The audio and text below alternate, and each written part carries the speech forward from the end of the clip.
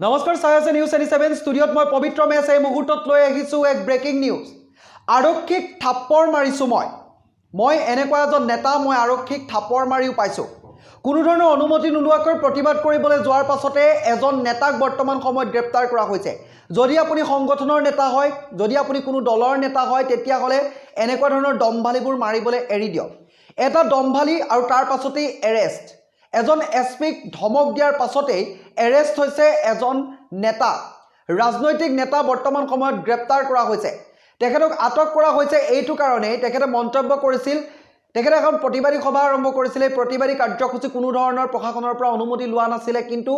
অনুমতি নোলোৱাকৈ প্ৰতিবাদ কৰাৰ বাবে সেই স্থানত উপস্থিত হৈছিল আৰক্ষী আৰু আৰক্ষী উপস্থিত হোৱাৰ পাছতে আৰক্ষী আৰু সেই নেতাজনৰ মাজত বাক বিতণ্ডা হৈছিল বাক বিতণ্ডাৰ পাছতে তেখেতে কথাৰ মাজতে কৈ পেলালে যে তেখেতে এছপিক থাপ্পৰ মাৰিও পাইছে তাৰ পাছতে এৰেষ্ট কৰা হৈছে এইজন নেতা জনাইছো বিশেষ ৰিপৰ্ট ভিএইচপিৰ এজন নেতাক গ্ৰেপ্তাৰ কৰা হৈছে যদি আপোনালোক কোনো দলৰ নেতা হয় যদি আপুনি সংগঠনৰ নেতা হয় তেতিয়াহ'লে সেইবোৰ দমভালি মাৰিবলৈ এৰি দিয়ক কাৰণ এতিয়া কঠোৰ হৈছে প্ৰশাসন আৰু দেখিবলৈ পোৱা গৈছে আৰক্ষী প্ৰশাসনৰ অনুমতি নোলোৱাকৈ তেখেতলোকে কৰিছিলে প্ৰতিবাদী সভাৰ আয়োজন আৰু সেই স্থানত উপস্থিত হৈছিল গৈ আৰক্ষীৰ দল প্ৰশাসনৰ দল গৈ উপস্থিত হৈছিলে কিন্তু সেইখিনি সময়তে ভিপিআই অৰ্থাৎ ভোটাৰ্ছ পাৰ্টিৰ এজন নেতাই মুখ্য নেতাই সেইদৰে মন্তব্য কৰা দেখিবলৈ পোৱা গৈছিল এজন এছপিক মই এনেকুৱাবোৰ কাৰণতে থাপ্পৰ মাৰি পাইছিলোঁ আৰু তাৰ বাবে এনেকুৱা কাৰ্যবোৰ কৰিলে মানে তেখেতে বেয়া পায় তেনেকুৱা এটা সুৰত তেখেতে কথা ক'ব বিচাৰিছিলে কিন্তু বৰ্তমান সময়ত এই ভিডিঅ' ভাইৰেল হৈ পৰিছে বিভিন্নজনে মন্তব্য কৰিছে যে আৰক্ষীজনৰ গাত দুখ কিছুমানে মন্তব্য কৰিছে যে ভিএইচপিৰ যিজন প্ৰাৰ্থী আছিলে ভোটাৰ্ছ পাৰ্টিৰ যিজন ভিপিআই পাৰ্টি আছিলে সেই পাৰ্টিজনৰ গাত দুখ এতিয়া সামাজিক মাধ্যমত সৰ্বত্ৰ চৰ্চা হৈছে এই ভিডিঅ'টোক লৈ প্ৰকৃততে কাৰ দুখ এই কথাটো আপোনালোকে বিচাৰ বিবেচনা কৰিব যেহেতু বৰ্তমান সময়ত এইজন আৰক্ষী বিষয়া এজন আৰক্ষী এছপিক মই থাপ্পৰ মাৰিছিলোঁ বুলি কোৱাৰ পাছতে এতিয়া গ্ৰেপ্তাৰ হৈছে এইজন নেতা জনাইছোঁ বিশেষ ৰিপৰ্ট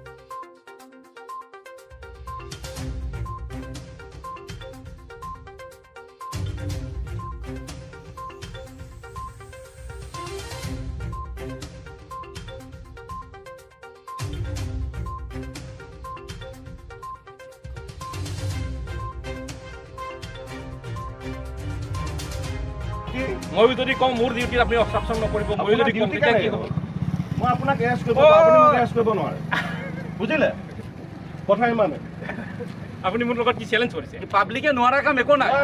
আপুনি কোন নাই চ্যালেঞ্জ নাই পাব্লিকে নোৱাৰা কাম একোই নাই আপোনালোকে পাব্লিকৰ কাৰণে ৰক্ষণাবেক্ষণ দিব লাগিব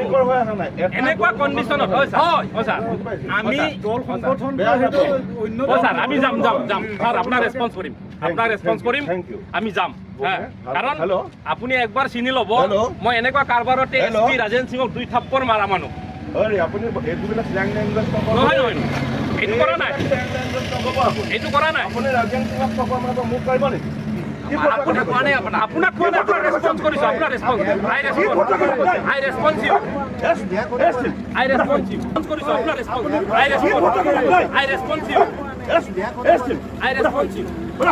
আপোনাক মই ৰেছপন্স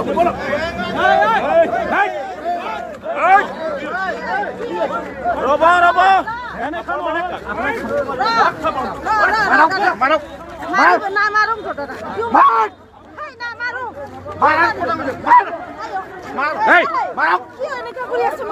গুলি মাৰক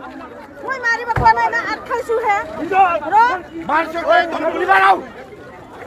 কিন্তু গুলি হয় মাৰক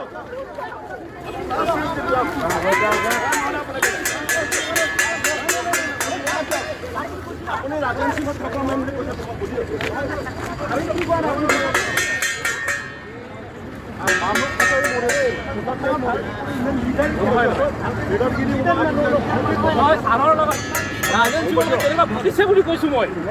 ঘটিছে বুলি কৈছোঁ মই আৰে আপোনালোকে ভালকে শুনা নাই